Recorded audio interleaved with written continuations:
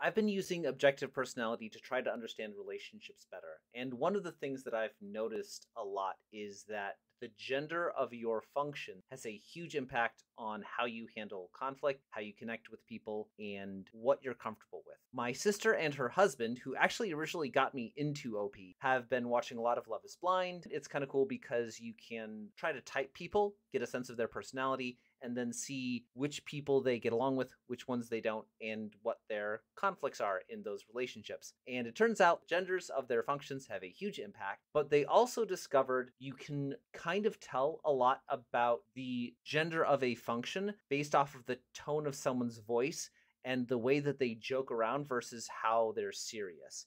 And when I realized this, it blew my mind. So today we're going to talk a bit about function gender and how that causes conflict in relationships. This is going to be a two-part series. In this first video, I'm going to give you some examples of masculine and feminine functions to get you a sense of how they sound in real life. And then in the next video, we'll talk about how those personality differences can cause conflict. So, as a brief reminder, this has nothing to do with your physical sex or your gender expression. This is just about the gender of your personality functions, and kind of like in real life, all of these genders exist on a spectrum. So no one's exactly one or the other. They just lean in different directions. Everyone has functions with both genders. What's really important is where those genders are on your personality and which parts of your personality get emphasized. Today, we're going to be talking about two types of people. We're going to focus on the masculine introverted deciders and the masculine extroverted deciders. We're just going to be focusing on the deciders, so thinking and feeling. We're not going to worry about intuition or sensing just for now.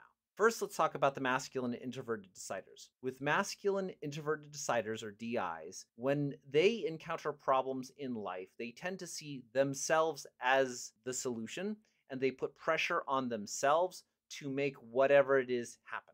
They tend to be gentle towards others in comparison. There are a lot of famous examples of celebrities with this type of personality setup. They have very solid inner cores, but they tend to be very gentle and flexible and appear vulnerable when they are engaging with other people. Dr. Mike is a really good example of this. He is a savior extroverted feeler. His extroverted feeling function is feminine. So he tends to be very gentle and flexible with the way that he engages with people. But when it comes to cold, hard logic about medical information, he's very set in stone and very solid on all of his decisions. I played these clips before, but try to listen closely, and I'd like you to try to hear the impact of that gender on not just his word choice, but the tone of his voice when he's talking to people. Are you? Yeah, I would say that's fair.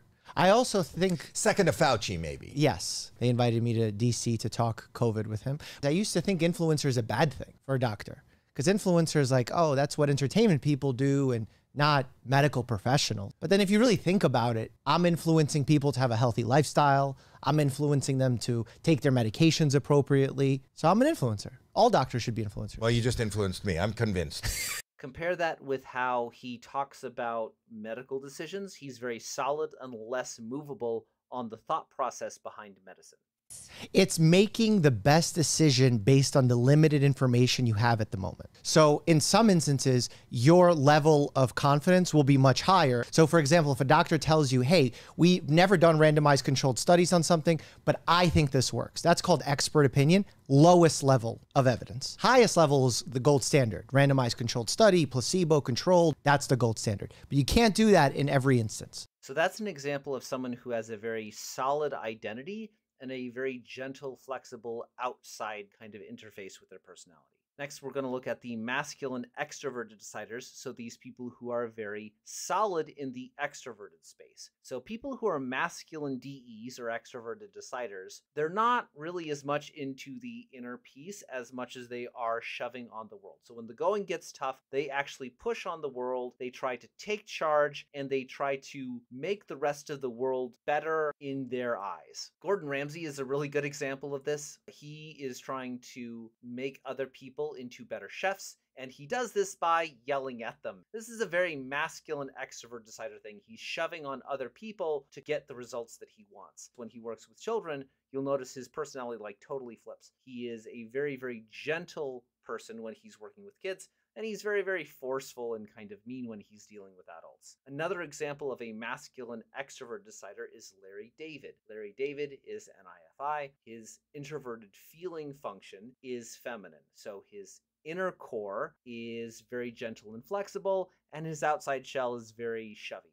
Larry was famous for abusing Elmo on air. And when you listen to him talking, when he's joking, it's in a very, very solid state. It's very well defined, and it sort of mocks nuance. Married? I don't understand. Am I dating you? You hate people. Your wardrobe I do, sucks. so what? I'm talking about my wardrobe. Yeah, put this wardrobe look down. Look at you. I'm repairing I can't this. even look at you. I get depressed.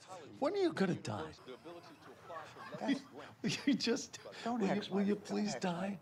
When he's joking, it's solid and firm, and he's not expecting you to take him seriously. Here's another example of that with him being kind of in a masculine extroverted decider state where he's pushing back on things. Who shops? What are you, nuts? You bring your own plastic bag? You know, like the cloth bag, so you don't destroy the. I care about the environment. Yeah. How dare you accuse me of not caring about the environment? No, I know there was an attitude that I picked up on. I apologize. You thought I didn't care about the environment. I apologize. I'm the host. Yes. And you're the guest. Yeah. I should treat you better than this. You see? Okay. I'm not doing the show again. What do you think about that? I'm done here. We'll see. Okay. Okay, so when he's joking, his tone is very firm. Compare that with how his tone sounds when he's actually talking about his internal decision. Listening, not my forte. Honestly, I could have conversations with people, and they could be telling me their wife just died, and I won't even know it. I'm kind of nodding along. I have no idea what they're talking about. And occasionally I'll throw in, no kidding.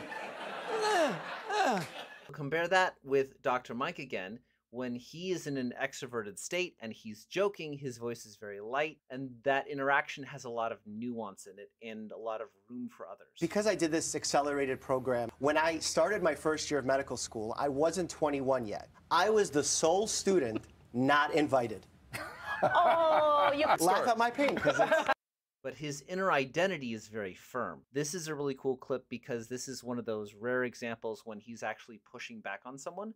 So he's having a conversation with someone that he believes is spreading medical misinformation. 25 million subscribers of people who listen to every word I say and correct every mistake I make. And I could tell you how your information very confidently lands with them. And it doesn't land in the way you intend it to. Just take that into consideration, because when you make statements like apples are horrible, the worst thing you could do for your mitochondria is a fruit smoothie, it's truly misleading people to make bad decisions for their health. That's all I'll say. In that clip, he goes through all those masculine things where he's making this statement like, this is making people make bad decisions about their health. He says, that's all I'll say. And that's when he like switches back into the gentle extroverted version. Here's an example with Mel Gibson, who is masculine extroverted feeling and feminine introverted thinking. He's again very solid with external value, but very gentle with internal. So this is kind of the flip of Dr. Mike. He's a real guy who really did, amazing things in the hell of war, in combat. And while other men are reduced to the level of animals, he exercises the highest virtues of human nature. It's a love story, because he's crawling in there without a weapon, and he's saving his buddies. And with bullets flying around his ears and everything. He'd put his life on the line for everybody else's, and that's the definition of ultimate love. And on the flip side, this is Mel Gibson talking about his own internal self and decisions and how he's going, which has a lot more nuance and room for flexibility. How are you doing? Not my proudest moment. Not my proudest moment, Stephen. But, 10 years go by. Yes. I worked a lot on myself. I'm actually healthier and happier than I've been in a long time, so that's cool. And I'm fortunate, I get to do what I love to do. Here's another example of someone who is a masculine DE and a feminine DI.